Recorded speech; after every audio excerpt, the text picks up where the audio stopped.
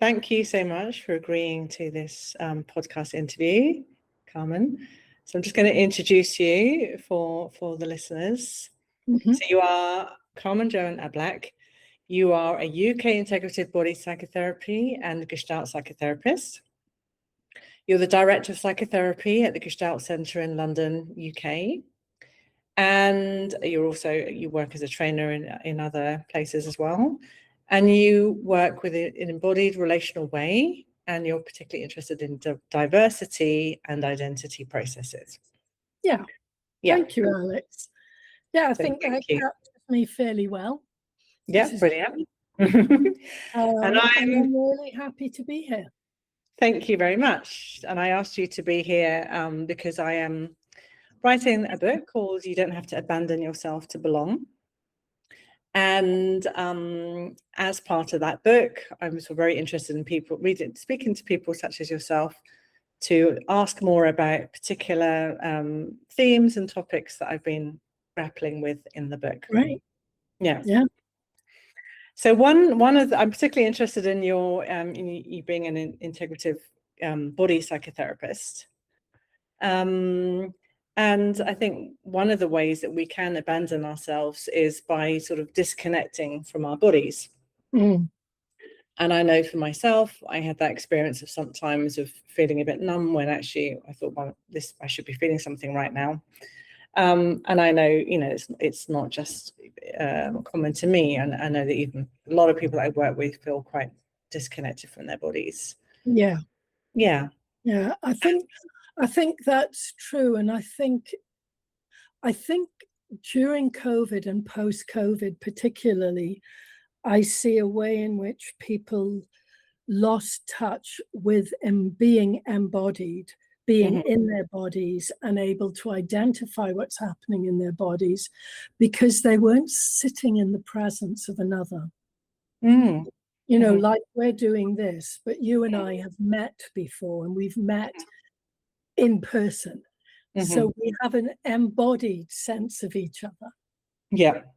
And I think for a lot of people, there was something that happened during that time that, of course, predates it, but something that happened during COVID, where for many people, they were relating head to head, so to speak.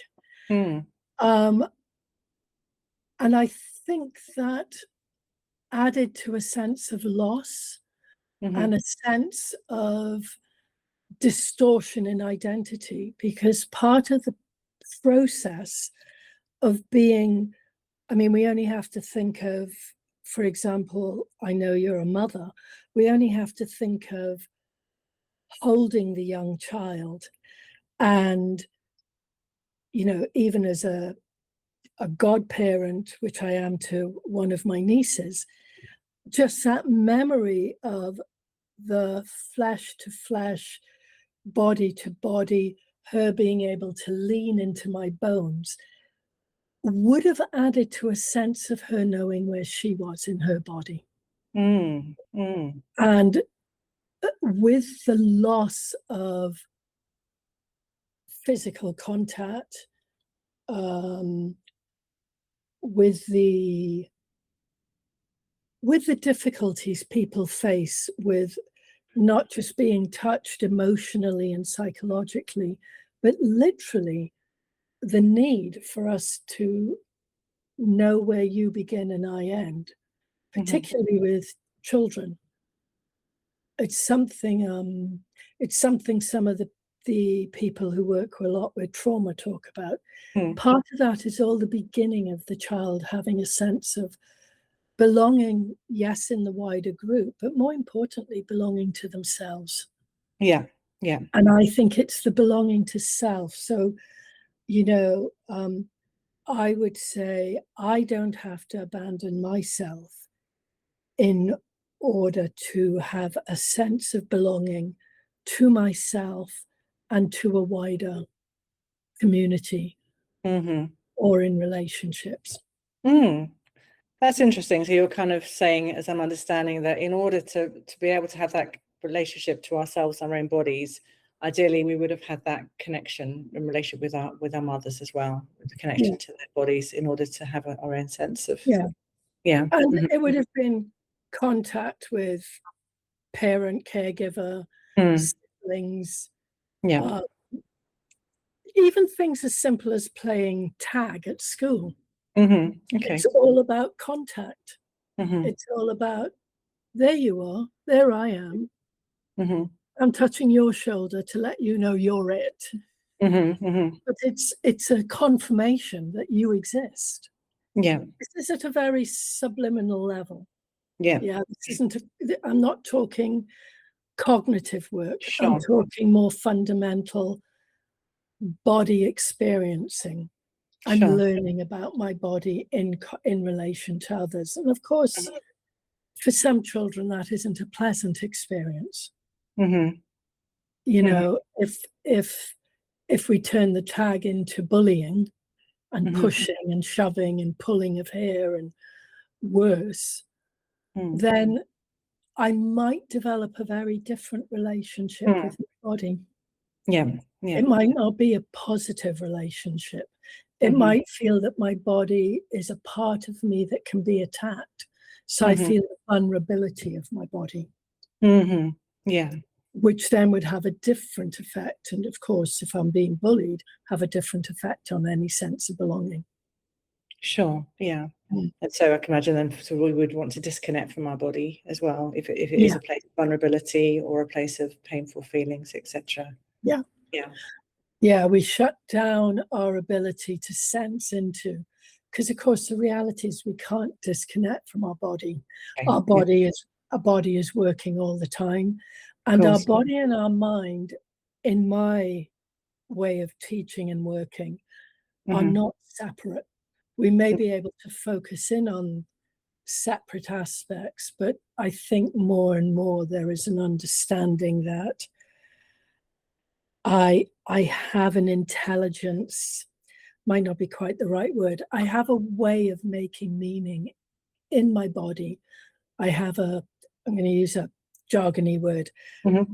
I have the ability to a greater or lesser extent, I have an ability to have interoceptive awareness, i.e., to be aware of the sensations and my internal self and a connection with that.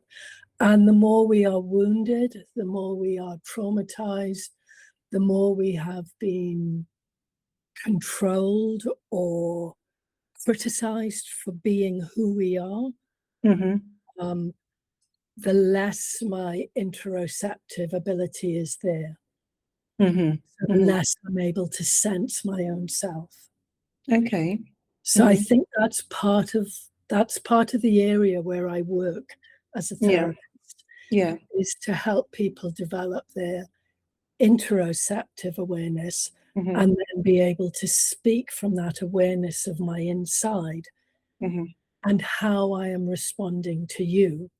So in this moment, as I look at you as a colleague and a friend, I can feel a sense of warmth in my chest. I can feel a smile inside.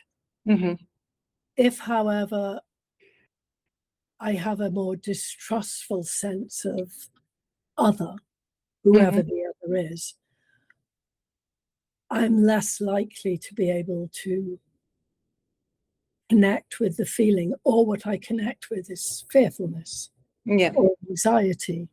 And I connect that maybe with some sensations. So maybe I feel tighter in the chest, or I feel I have a sense of my belly contracting. And there's a kind of, I'm going to do it physically, but there's a kind of energetic pulling back. I can either be really present with you, I can actually pull my energy in and be a little removed. And you will feel the difference even on camera between this and me being available. That's interesting. So sharing what's going on for me, I noticed that I am feeling a little bit of anxiety, and I'm feeling it kind of in my chest area, and I think it's my usual anxiety of, am I going to say something that's coherent Am I going to look silly, etc., because I've said something silly? So I'm just naming that, not because I need you to do anything about that, but just, again, because I do want to be present. And so by naming that and kind of put that to one side, then I can connect more with feeling, sort of taking in what you said about feeling warm and friendly towards me. Yeah, absolutely. And Mm-hmm. also this anxiety of, am I going to say something silly? Am I going to get something wrong? Mm-hmm. Am I going to be understood? Mm-hmm. All of that, we all experience that in different contexts. Mm-hmm. But I could imagine with someone who has a less sense of themselves or feels less compassionate, warm, caring, and valuing of themselves, those kind of anxious thoughts are going to be amplified. There's going to be more of them. Yeah, makes sense. And more frequently. Yeah, and they'll sort of more likely to get lost in that and not really be able to stay grounded and relational. Yeah. And if you're dealing with someone who's been brought up in a emotionally or psychologically neglected way, in other words, where they weren't thought about or held in the way those bringing them up or the people they were around not being able to hold them in mind is the phrase we use, but it's really holding them in body mind. I think that has an effect then on how I learn to hold myself or not hold myself. Yeah, that makes sense. That also makes me think, something I'd read recently, is, when if the primary caregivers were at times in a trance-like state or also disconnected from themselves, then we also, as kids, as infants, end up in a trance-like state, just because it's kind of we sort of emulate them, or just because it's quite, or whatever the word is. So I was just thinking about that as well. And what you speak to in that, in a way, is how some of the habit of how I think about myself and my sense of belonging can be transgenerationally transmitted. And of course, in the world we live in right now, there will be many, many children and young people who are in situations where they need, in some ways, to abandon themselves in order to survive. They need, in some ways, to lock down some of the feelings, some of which they won't even understand that are going on, in order to survive enough, to stay in contact enough with whomever is around to be available for contact. I was watching one of the rescues in Venezuela after the earthquake, and I watched the rescuers bringing out this child, and just the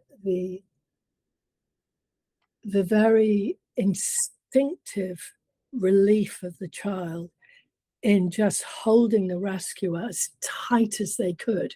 You could see they were absolutely clinging. And you could call it a biological instinct, but I think it's also an emotional need for contact. And after being in isolation, and in a really frightened place, to actually have an adult who reaches for you and tells you it's okay. I mean, I don't speak Spanish, so I'm assuming that was the words being said. But just like there would be the biological, the physical relief, but I think there's also a mental and emotional relief of, I'm no longer lost. You found me.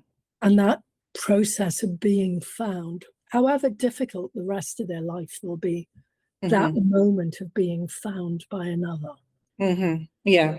and taken care of in that moment. Yeah. It Yeah. just moved me.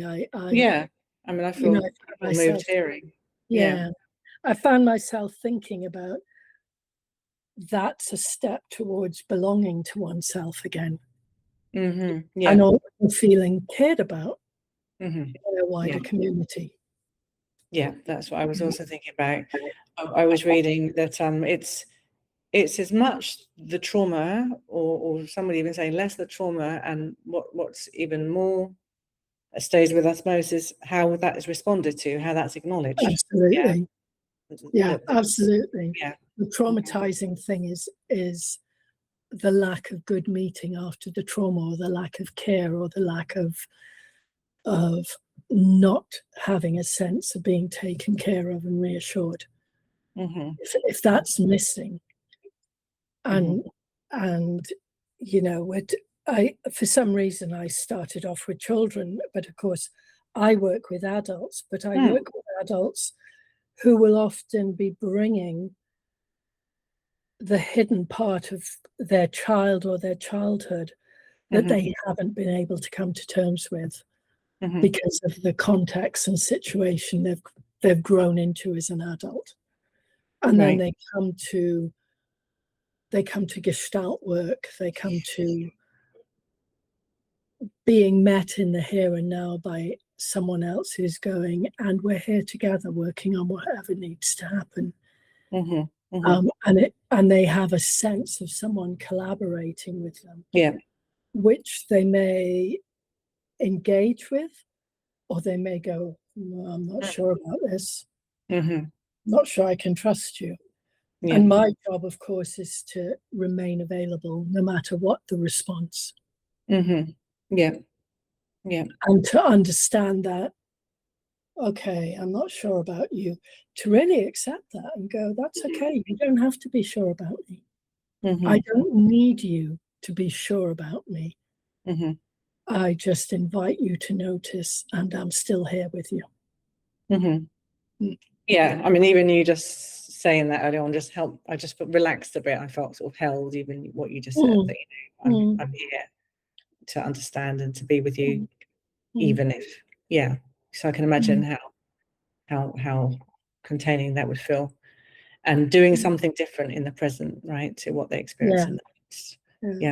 And eventually having enough experience of that with their therapist, in their therapy group, however people are doing their journeying, for it to start to being ingested, and being able to chew and take something from it, that then starts to feel like they can hold that inside themselves. So their interoceptive capacity develops, because they start to be able to trust themselves in they're being met by the therapist, for example. They start to meet themselves like that. Actually, trust, that's a big word that I've been sort of looking at, and you know, I know clients of mine as well, and I'm interested that you said it, because sometimes I think, well, what does that even mean? Trust oneself. What does it mean? Does it mean that I trust my perception? Does it mean that I trust my feelings? Does it mean I trust my instinct, my gut? So I was interested in what you said. Could you just repeat that so I can just really take that in? Gosh, I'm not sure I can repeat it exactly. Or the concept that, I think it's a concept of, if I'm met with the honesty of, I get that you are skeptical or wary or wary. Sometimes my words sound like the same thing, but wary is in, I'm really not sure about you. And if I'm met with, it's okay for you to not be sure. If that happens enough, then I might start saying to myself, I'm not sure about what I'm feeling, but I'm going to trust that I'm feeling something. And I'm going to trust that it will emerge in a moment, because I've had that experience with my therapist, for example. or with my best friend or whomever. Mm-hmm. But if I think in the context of therapy, I've been able to be very wary and skeptical, and I'm not sure. And the other person go, and that's okay with me. I'm still here with you. And let's talk about what it's like to not trust me right now. I'm not trying to make you trust me. And I say very clearly to clients, quite near the beginning of work, I don't need you to trust me, and I don't need you to do anything for me, and I don't need you to need me. And I say all of that because for some people, and they may not believe it at first, but for some people, they need to hear it, and they need to then be able to test it. And so the next bit of work might be with someone, and you can check this out as often as you want. You can go in and out of trusting me as often as you like. It's not going to change my availability to be with you. And I think it's the consistency that people have missed in their childhood that can be given in the therapy room. I don't really like the term reparenting because that speaks to a power dynamic that I'm not so keen on. It's more, I can bring out the aspects of myself that are still young and wounded. And I can have that met in a way that's not threatening. Or I can notice and have the experience of when I learn to speak from that place, my therapist is able to be with me without trying to change me or threaten me or make me wrong or tell me this has to do with who your mother was when you were 15 or any of that stuff, that I can just be met in the moment. Now, it may or may not have to do with who your mother was when you were 15. That may be in the mix too. But what I'm saying is, I'm not being told about myself. I'm being supported to discover who I am. It feels a very different way of being. Certainly for me as a client, I know, and I did a lot of therapy whilst training and beyond training. And the reason I did that was I wanted to keep discovering who am I in relationships. And by going into groups, by having different therapists over the decades, it's allowed me to go, and who am I in the relationship here with you?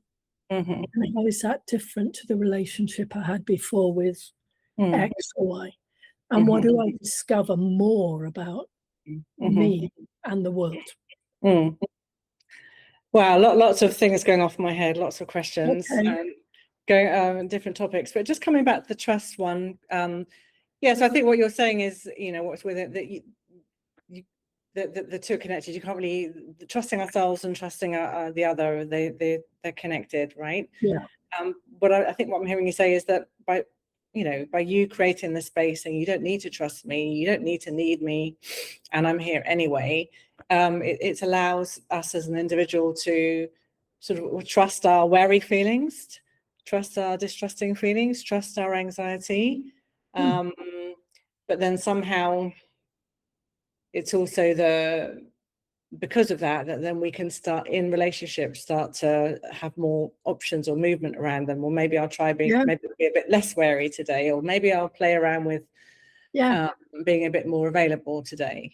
I think that's true. And I think it allows a space for what in Gestalt we call experimentation, for testing out different ways of being, for being able to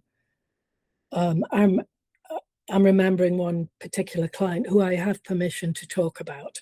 And I remember one day her saying, okay, would it be okay if I ask you to sit in different places and I see how that is? And I just went, yeah, of course. And so we played with that for a while. And each time she put me in somewhere, you know, she asked me to be somewhere. Obviously, I put myself. Then I would say, and just see what you want to say in this place. And what was really fascinating was she was beginning to understand proximity, how close, how far, different contexts. So when I'm sat in this chair, I was much more upright and a little bit school teachery for her.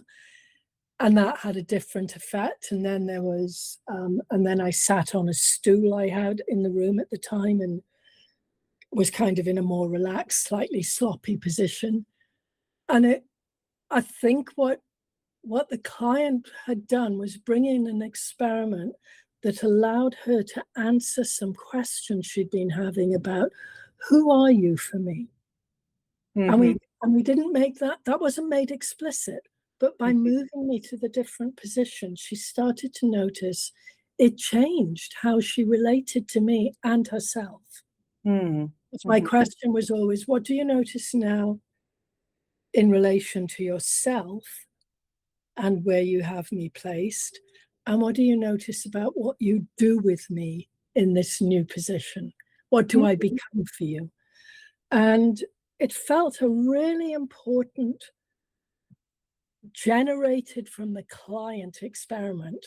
And that's what I think happens when trust and safety are built enough, or at a good enough place. The client can come and say, this is what I want to do today. And that's part of what I work towards as a therapist. It's a collaborative effort. And I don't believe I'm in charge of your therapy if you're my client. You're in charge of your therapy. I'm in charge of the therapeutic space. There is a difference. It's not about blindly following the client.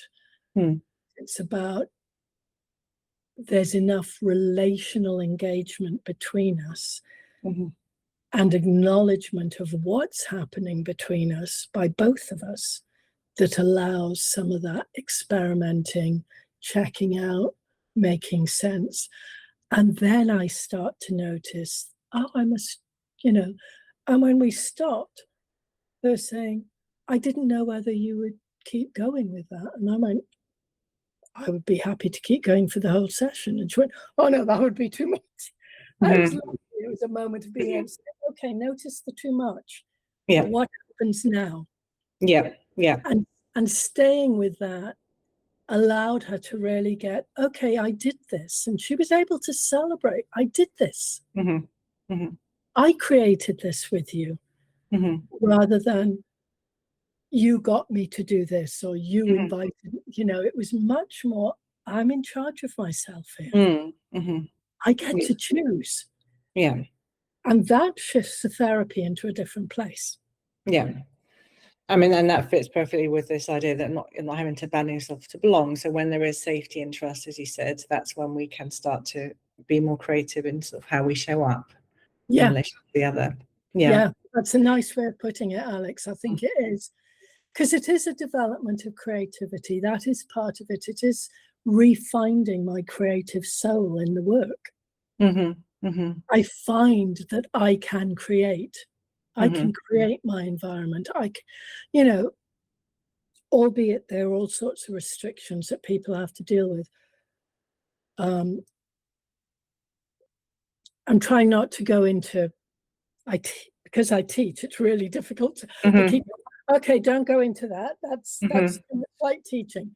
But I'm just going to mention that idea of even when I am in restricted environments, like being imprisoned, like being held as a political detainee or what it might be, I still have agency over my body-mind sensing. I still have ownership of what happens inside.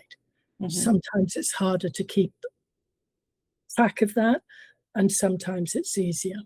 I'm just thinking of some of the people I've heard speak about having been either political detainees or prisoners, or, there was a journalist I heard speak who had been imprisoned for a while. It's something about how do I keep a sense of belonging? Yeah. Myself and to the wider world when I'm in this very enclosed space. Yeah. And that's where an interoceptive awareness helps, because I know I have an inner landscape. Yeah. And that interoceptive awareness, just to summarize, is that being awareness of our internal sensations and Our internal sensations, and I think it's a little bit more than that. Okay. I think it's, I become knowledgeable that I do have an ability to be inside myself that isn't driven by my hamster wheel neurotic thinking, repetitive things, but I can actually, in each moment of feeling into myself, notice, go, oh, I hadn't noticed that that my belly's quite warm now. Oh, okay. And that, you know, it's a moment, it's momentary. I use landscape because I think talking about it as an internal geography is sometimes helpful to people. But, you know, I can be aware I'm climbing a mountain, but that doesn't in any way describe, oh, I got to the top of the mountain. In no way describes the overall sense of being on the top of the mountain and experiencing that. There's a much fuller experience going on. And I think internally there's a fuller experience going on. And when you said, oh, I noticed my belly's warm. Oh, okay. You know, it made me think that there's it's not just the sensation, it's the meaning making around it. Yeah. I start to make connections. Yeah. Yeah. I wanted to ask something about something else, just because because you know, it's kind of the obvious, really. You know, I'm looking at you, you're a woman of color, I'm a woman of color, you know, dual heritage, you know, and you mentioned earlier on about the transgenerational trauma as well that can be brought down through generations. So I know it's a big topic, and not necessarily we have loads of time for, but yeah, just interested in your perspective, your thoughts on how the transgenerational trauma that can come through, say, Black people who come from colonized countries, or, you know, have experienced other types of trauma, or any marginalized people, you know, how that can any marginalized group, how that can be experienced or show up for a person in well, there's two things. I mean, you know, there are a number of people who, of course, write about this. Yeah. And there are some things you can track. But in my experience, what impacts me in terms of my internal relationship with my identity and how I am met or not met by the external world can sometimes bring a great deal of tension. So my sensing of myself and how I'm met, understood, interpreted, all those things can build up a real feeling of being missed, not being seen, the misinterpretation can be very, very destabilizing. And if that's been happening from a really early age, or if I have gone through particular experience in life, you know, for example, talking about something that happened to me in my country of origin. I mean, for me, it's a bit different because I was born in the UK. My parents were British citizens when I'm born, and actually both my parents were Afro-Caribbean. So I don't think of myself as, I definitely have a mixed heritage, but it's a multiple Black and brown heritage in the main. And so I think of myself, politically, I think of myself as a Black woman, and I certainly feel like that in the world. And I'm really aware even that identity has changed over time because of the experiences and because of the level of ownership I've taken of my own ability to define myself. And when people are put in situations where they are defined more and more by the external reality and less by their own identity, I think that's particularly disturbing for us at body-mind level. And I think it's particularly mental health-wise very disturbing. And it can explain why, you know, I think I've shared with you before that as, you know, as a 20-year-old, I kind of had a metaphoric shield and sword in relation to the world. Like, what do you want to tell me about who I am? What do you want to say to me about you think I have a white parent? That's you make it, you know, it was very. And over time, I was able to go, whatever you're doing with who you think I am doesn't change who I know I am. And that takes a real process of learning and trust. Of self, and also an ability not to get rid of the shield and sword completely, but to know I can lay them down somewhere. I don't need them all the time to exist in the world. For example, the day after Brexit, I was walking in the street I've lived in for decades, and someone literally spat on me and told me to go home. And the someone who spat on me was clearly not from England, but they were white. And I looked at them and I went, I am home. This is where I was born. This is where I come from. And I'm really interested that you look at my color. You think it's okay to spit on me just because Brexit has happened and you feel safe enough to do that. Now, because I'm me,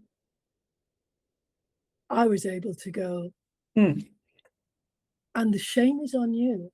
I can go and wash the spit off because I only live up the road. You can't change the fact that you chose to spit on me. Whether that went in with them or not isn't the point. The point is I didn't allow it to stop me from speaking out. And I love that, what you just said. I was able to find my sense of belonging to me, to say, this is not okay with me. No, I didn't go into the whole history of, you know, my dad fought in the war and you know, I didn't have to do anything defensive other than say, actually, mate, I am home. This is where I was born. This is where I belong. And I have no doubt about that. But I'm interested you think this is okay as a way of behaving. Just because of Brexit. I mean, that's horrifying. I'm horrified. I was absolutely horrified to hear that. But I love what you said. I mean, that's exactly it. I'm going to paraphrase it now. But, you know, just because you have this idea about me doesn't change that me knowing who I am. So that was really powerful. And that's exactly it. And also struck by how, you know, the way you responded to the person was not through getting shouty or aggressive, and that would have been appropriate too, right? But by, you know, being curious about them or sharing. My 21-year-old would have raised her voice loud enough to be heard by everyone else that was on the street. Gone, how dare you spit on me? Who do you think you are? And that would have been perfectly fine as an immediate reaction. But because I do what I do, I went into, I could react or I could make a decision about how I'm going to react to this. And I made a decision about, but that requires a capacity. Which I was just thinking. Because of the, not just because of the work I do, but because of the work I've done on myself. And because I have places of support with other Black and brown people where I could go to. And of course, I rang up one of them and went, you won't believe what just happened to me. But in the moment, staying in my sense of own power and authority, really being clear. Yes, you can aggress at me and spit on me, and it's just spit. I can wash spit off. You can't wash away that easily that you make a choice to spit on another human being. Yeah. You could have said to me, we've had Brexit now, your lot will have to go home, and we could have had a conversation. You chose to do what you chose to do. I'm not responsible for your choice. I am responsible for how I respond. Yeah, so you try to stay true to yourself. That's how I'm hearing it. Yeah. You didn't walk away feeling that you've done something that wasn't true to you.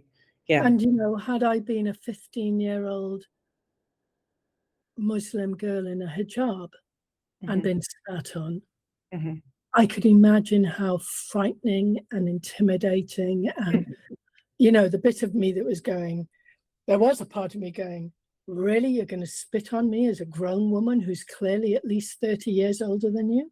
Are you nuts? It's part of the response, part of the reaction. Yeah. But I could put myself into the place of, had I been a young brown child or a young black child or a young, you know, a teenage girl who was clearly different to you. Or if we take it to a different kind of culture and heritage, had I been, by the way I'm dressed, not hetero, nor, you know, not heterosexual, and you react to me with some kind of homophobic attack, you spit on me because I'm, you know, because you've decided I'm a lesbian, or you've decided I'm, it's the intimidatoriness. Yeah. That if we've faced a lot of intimidation, we are, to go back to your original question, the title of the book, then I am more likely to allow that intimidation to cause me to abandon myself in the moment. Yeah, that makes sense. I'm aware we need to come to an end in about 3 minutes. I just wanted to say that, yeah, I'm with what you said, that it's because you've done a lot of work on yourself and you have community, people to speak to. That's what helped you to sort of choose to respond as opposed to just react. Yeah, and it made me think about a conversation I had with a neuroscientist of this idea that, you know, when there's been a lot of trauma, there's not a lot of connection between the amygdala and the prefrontal cortex. Yeah. But the work we do on ourselves, the inability to soothe ourselves, to develop that interoception, the more able we are to not just be so reactive. Yeah. But I was thinking though, when someone who is in the marginal group, especially when there's been transgenerational, intergenerational trauma, it's going to be so much harder from the get-go, right? Because there's already that trauma, that lack of trust, including the lack of trust in there's this difference between who I feel I am and how I'm being perceived. Yeah. Yeah. And I guess the last thing I'd say, going back to transgenerational, and it's also about supporting the client to start to identify what's yours and what belongs to the generation before, and how is this different? You know, if I think both of my Muslim clients and my Jewish clients, I'm having very similar conversations. How is this similar to your parents or your grandparents or your great-grandparents' experiences? And how is it different? And how are you differently supported, formed, capacity-wise, in order to deal with it? Yeah, that's important. Yeah. And I think it's an important part of transgenerational work. Yeah. May have inherited something, or something has come down the line through the family. Yeah. But I now have to work out what's my relationship to it. And I think that's an important thing to say as we come to an end. Yeah, I agree. To sort of almost kind of you know, we talk about time stamping, the sort of sorting, right? Sorting out what is different, what is relevant, what's less relevant. Yeah. Okay. Thank you really very much for this conversation. It was really fun. Yeah, I have lots and lots of more questions, but it's not enough time this time. Maybe another time. Yeah. Okay. Thank you. My pleasure. You take care now.